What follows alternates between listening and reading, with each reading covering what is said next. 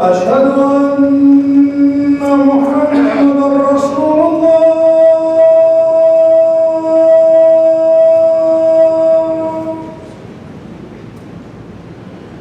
أشهد أن محمدًا رسول الله.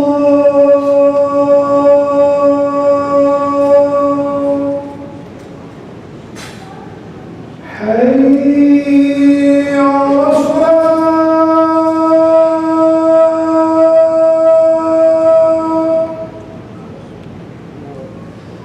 حي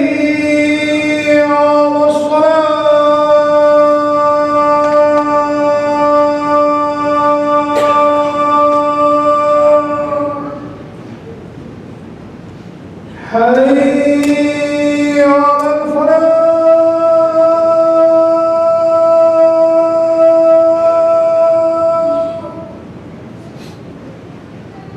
حي على الفلاح.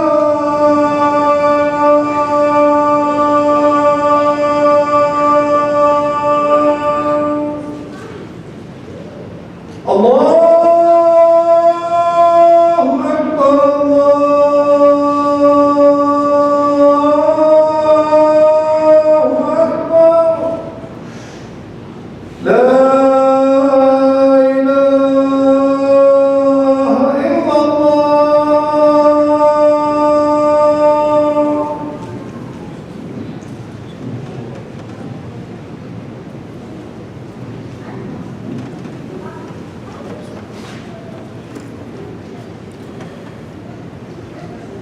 إن الحمد لله نحمده ونستعينه ونستهديه ونعوذ بالله من شرور أنفسنا ومن سيئات أعمالنا. من يهده الله فلا مضل له ومن يضلله فلا هادي له. ونشهد أن لا إله إلا الله وحده لا شريك له، له الملك وله الحمد، يحيي ويميت وهو على كل شيء قدير. قال الله تعالى في الكتاب العزيز بعد أعوذ بالله من الشيطان الرجيم: بسم الله الرحمن الرحيم. يا أيها الذين آمنوا اتقوا الله حق تقاته ولا تموتن إلا وأنتم مسلمون. وقال: يا أيها الناس اتقوا ربكم الذي خلقكم من نفس واحدة وخلق منها زوجها وبث منهما رجالا كثيرا ونساء واتقوا الله الذي تساءلون به والأرحام إن الله كان عليكم رقيبا. وقال: يا أيها الذين آمنوا اتقوا الله وقولوا قولا سديدا يصلح لكم أعمالكم ويغفر لكم ذنوبكم ومن يطع الله ورسوله فقد فاز فوزا عظيما. اللهم صل على محمد وعلى آل محمد كما صليت على إبراهيم وعلى آل إبراهيم إنك حميد مجيد. اللهم بارك على محمد وعلى آل محمد كما باركت على إبراهيم وعلى آل إبراهيم إنك حميد مجيد. رب اشرح لي صدري ويسر لي أمري واحلل عقدة من لساني يفقهوا قولي. أما بعد. The Prophet ﷺ said that there are no days in which righteous deeds are more beloved to Allah subhanahu wa ta'ala than these 10 days.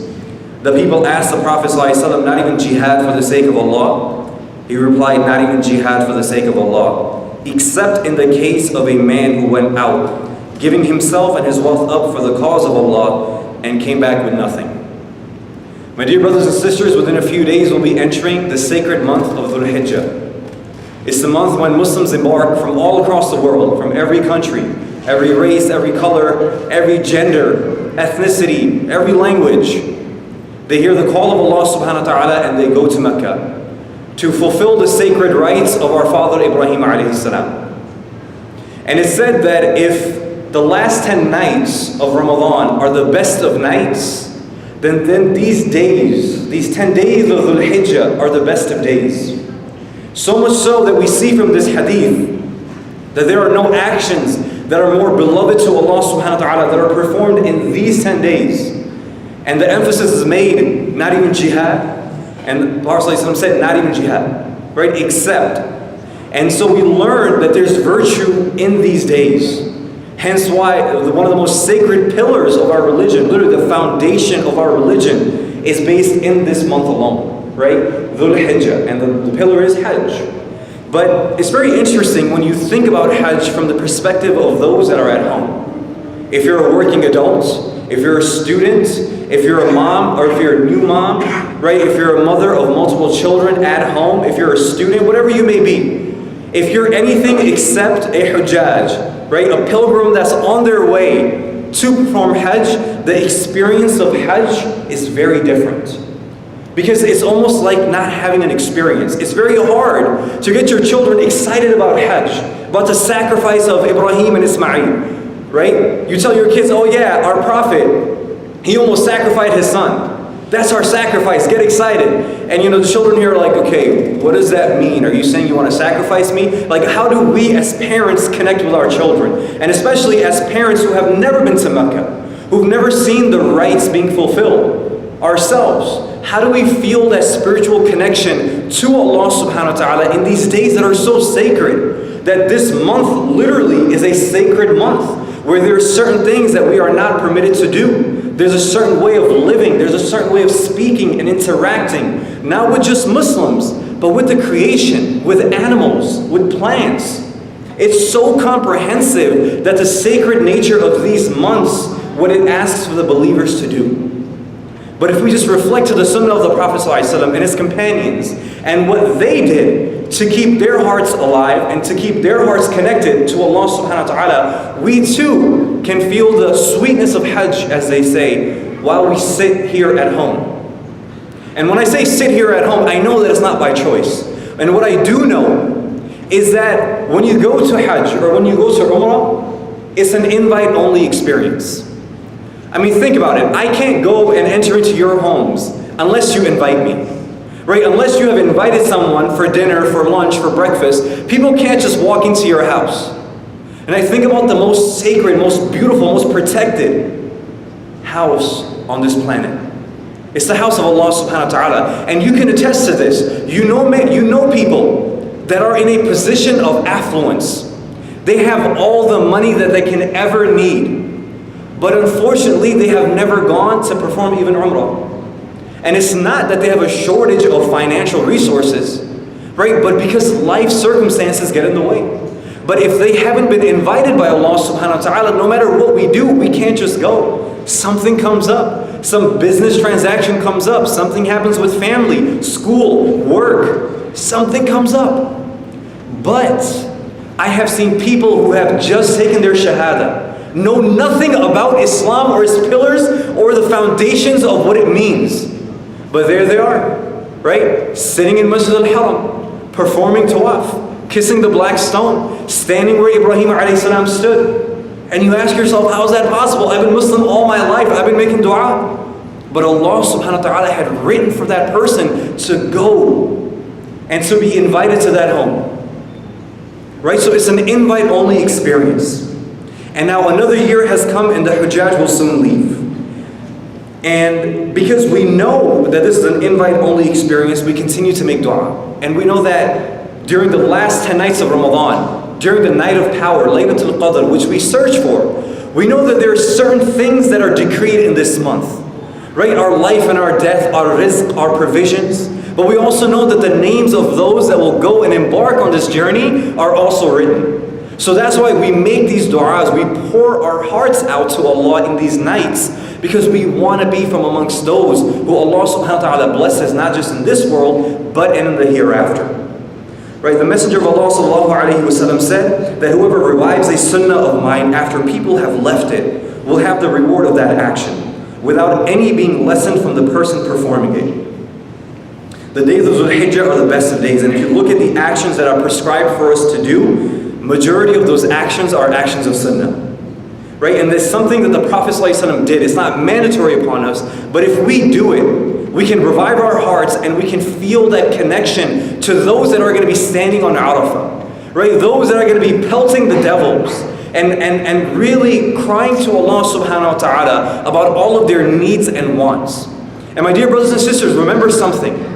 If you are someone who felt that they shortchanged themselves in Ramadan, and you are sitting here alive today, know that it's a mercy from Allah subhanahu wa ta'ala that you get to witness another sacred month. Ramadan may have passed, but another sacred month is upon us. And there are things that we can do that will rectify everything that we did wrong, and that will help us rejuvenate our faith, the faith that we decline in after Ramadan passes. Because we may not be observant in our prayer as much. We may not be fasting as much. We may not be going to the masjid as much. But there are still things that we can do. And if you look around you, there's a blessing in Friday. There's a blessing in the day of Jum'ah. And a lot of us forget that. Because you see, since last Friday, there are some people who aren't Muslim anymore. But on the flip side, Allah subhanahu wa ta'ala has guided new people to Islam. There are those that secretly fasted and spent time in isolation just yesterday evening, reviving the sunnah of the Prophet ﷺ. But there are those that may have just lost their jobs, have lost their families, just got divorced, had something happen to them while they were pregnant. So many things happen during the week.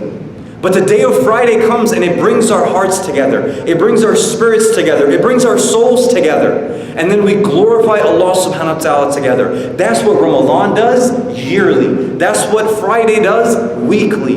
And that's what the al-Hijjah can also do for us, because it is another opportunity for us to literally jolt our hearts back. Right? To revive our spiritual self, but also our physical self.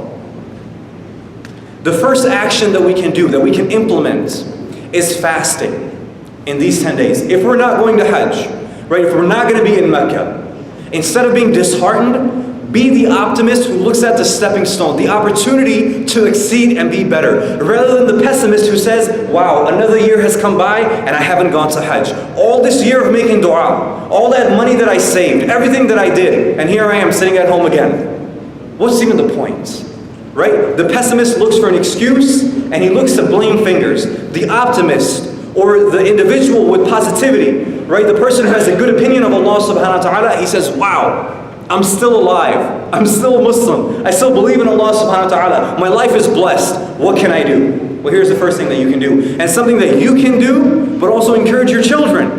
The same children that used to wake up in Ramadan and say, hey, wake up. It's time to eat suhoor. Do that same action again.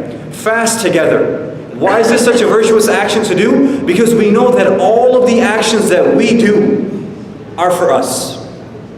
Except fasting, which has literally been said by Allah subhanahu wa ta'ala that fasting is an action that is for me and I will reward the individual. What will He reward them with? A reward that is written with Him. So whatever you do in secrecy, such as fasting, because no one will know that you're fasting in these 10 days except for Allah subhanahu wa ta'ala. And since it's the greatest, the virtuous of deeds that you can do, fasting one day separates us from the fire of hell a distance of 70 years on an individual traveling on a horse. Right? One day of fasting. But just take this into the big picture. You're not just fasting. You're fasting in a sacred month with the conviction that although I am not going to Hajj, I'm going to give it my all to still feel alive and connected to my brothers and sisters that are in Mecca. So for that reason you fast and you're reviving a sunnah, imagine your reward. But not only that, you woke up your family and you prayed Fajr in congregation. And then you abstained from sinning all throughout the day. And you glorified Allah subhanahu wa ta'ala. And then you sat with your family and you did iftar and you remembered Allah subhanahu wa ta'ala again. And in that time period, guess what else? We know that the dua of the fasting person is not rejected. So it's just a win on top of a win on top of a win. And if you die in that state, you are dying in the most sacred days, doing the most sacred action that is the most pleasing to Allah subhanahu wa ta'ala. Now that is a reason to rejoice.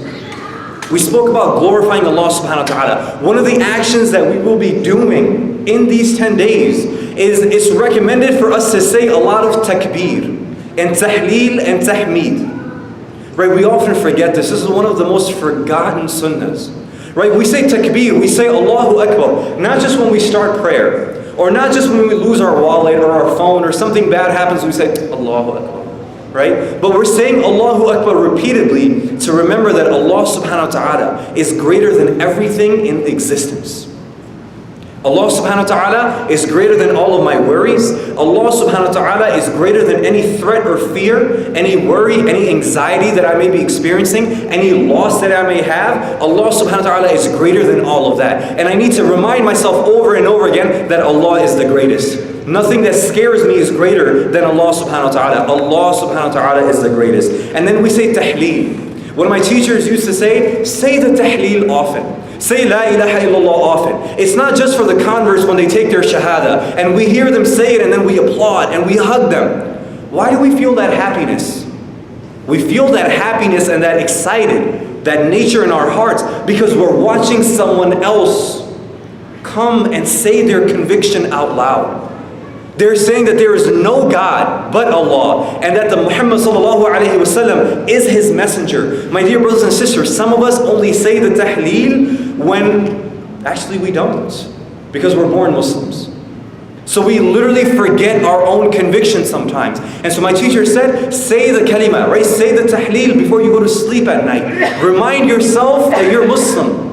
Remind yourself that you worship Allah subhanahu wa ta'ala, that Muhammad sallallahu alayhi wa sallam is your messenger. So in case you die, Allah retracts your soul while you sleep, at least you will have died remembering that you're Muslim. So in these days, say the tahleel, say la ilaha illallah often, right? Say the tahmeed, say alhamdulillah often in these days. There's so much to be grateful for. And if you can't find anything to be grateful for, just hold up your hand and look at yourself. That's the greatest blessing, the blessing of life. Say alhamdulillah. And then we say tasbih. We say subhanallah. We glorify Allah subhanahu wa ta'ala who sits upon his arsh. Right, who the angels are glorifying all throughout the day and night without any break. In these days, we glorify Allah subhanahu wa ta'ala and His majesty and all that He's capable of doing and all the miracles that are all around us. So that's the second action item. As you go about the day, as you're sitting in your car, as you're waiting for an appointment, as you have idle time, as you feel you're bored, return back to doing these dhikr. Right? Remember Allah subhanahu wa ta'ala, encourage your children, but don't just tell them, hey, sit there and do dhikr. Say subhanallah 500 times, or you're grounded. No, teach them. Why are you making them say this? Because you should be grateful. Right? Remember who Allah is. It's not just for the converts to say it when they take their shahada. And it's not for us to just, say once in a blue moon. Say it often, so your heart, when it forgets, when it sins and it turns away from Allah, it remembers that Allah is its creator. Right, the actions that we do, we're following the greatest man to have ever walked this planet. Right, to ever lay foot on this earth. And it's a reminder for the believers. أقول قولي هذا وأستغفر الله ولكم ولسائر المسلمين فاستغفروه إنه هو الغفور الرحيم.